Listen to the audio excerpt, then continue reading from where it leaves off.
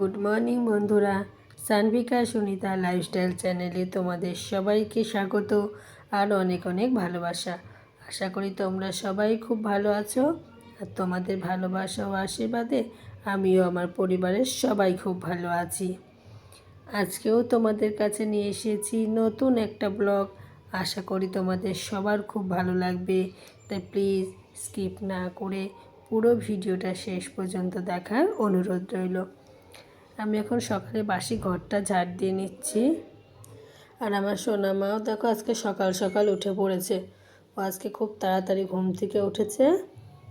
আরও সকালে ঘুম থেকে উঠলে একটু সমস্যা হয়, তখন শুধু আমার পিছন পিছন ঘোরে। তো আমি বললাম তুমি এখন বাবার সঙ্গে থাকো, আমি কিছু কাজ সেরে নিই। তাই দেখো ওর বাবার পিছন পিছনও যাচ্ছে, ও শুধু কোলেই থাকতে চায়। তখন দেখো ঝাড় দিয়ে আমার হয়ে গেছে, এখন আমি গেটের দিকে চলে এসেছি। আর এখন দেখো দুপুরবেলা, আর দেখো এটা একটা ছোট্ট কুকুরের ছানা। আমার মেয়ে এদিক পাঁপড় ভাজা খাচ্ছে, ও তাই এসেছে সামনে এগিয়ে সিঁড়ির পর উঠে পড়েছে। তাই আমি বললাম সোনামা তুমি ওকে একটু দাও। তো প্রথমে দিতে চাইছে না, তো তারপরেও দিয়েছিল। দেখো দিচ্ছে। একটা কুকুরে 3-4টে বাচ্চা দিয়েছে, এটা হলো তার মধ্যে একটা। এ থাকে এখানেই থাকে, রুটি খাই, বিস্কুট দিলে বিস্কুট খাই, তো দেওয়াও হয় ওকে। ছোট তো ভাত খুব একটা খেতে পারে না, কিন্তু রুটি বিস্কুট আর অন্য খাবার দিলে সেগুলো খায়।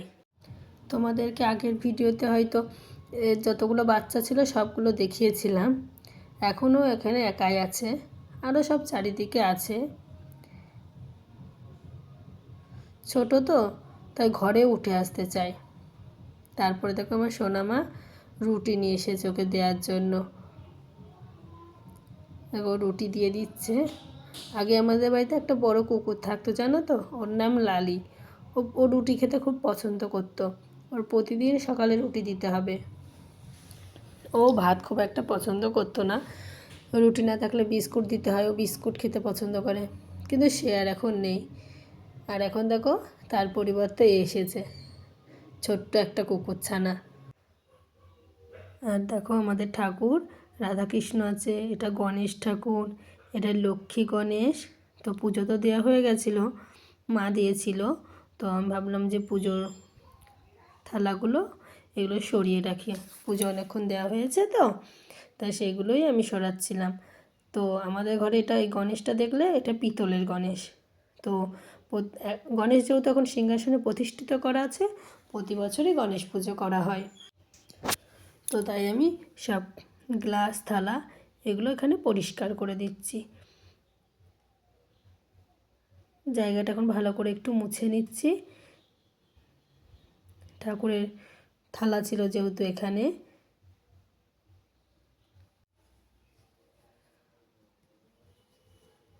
তো ভাবলাম সবগুলো ঠিকঠাক করে গুছিয়ে রেখে দিই, তাই প্রদীপগুলো ঠিকঠাক করে জায়গা মতো গুছিয়ে রেখে দিচ্ছি।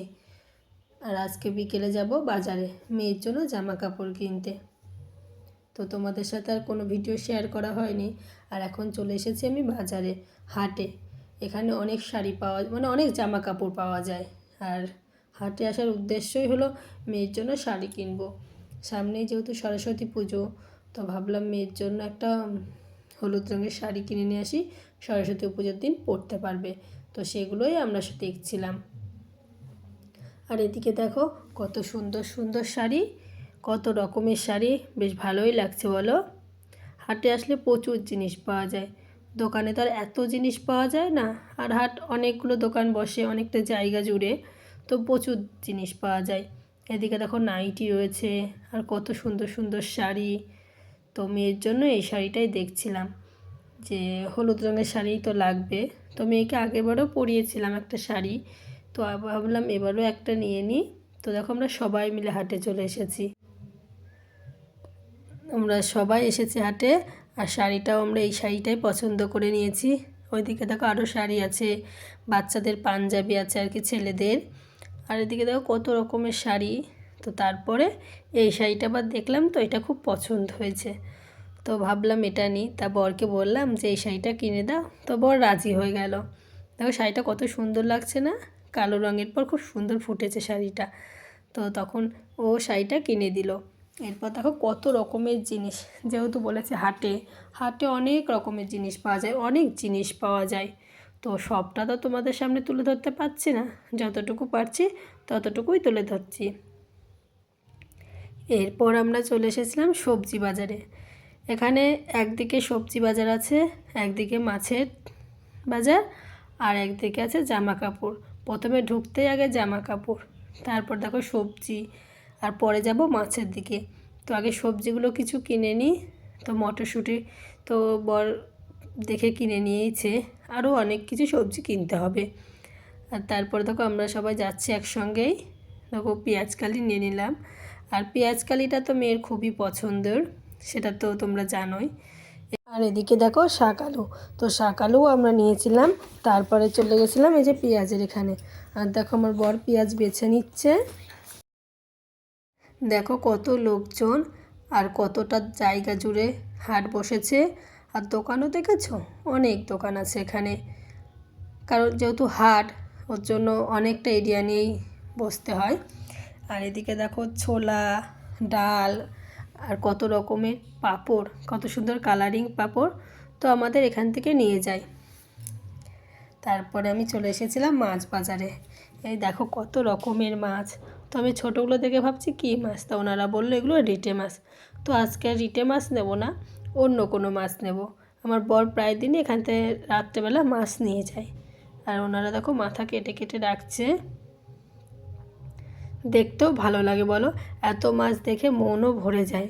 আর এদিকে দেখো পুঁটি মাছ, দেখেছো মাছগুলো লাফাচ্ছে, মাছগুলো জ্যান্ত মাছ তো ওর জন্য লাফাচ্ছে। আর এদিকে আছে শোল মাছ, জিওল মাছ, অনেক রকম। এরপর আমরা বাড়ি চলে এসেছিলাম। দেখো ব্যাগের মধ্যে সবজি আছে, তো সব তো কেনার সময় তোমাদের সাথে শেয়ার করা হয়নি, যতটুকু পেরেছি। আর এদিকে দেখো আরও সবজি রয়েছে। আসার সময় মেয়ের জন্য ফলও নিয়ে এসেছি। তো বন্ধুরা, আজকের মতো ব্লগটা আমি এখানেই শেষ করছি। আবার তোমাদের সঙ্গে দেখা হবে নেক্সট ব্লগের সঙ্গে।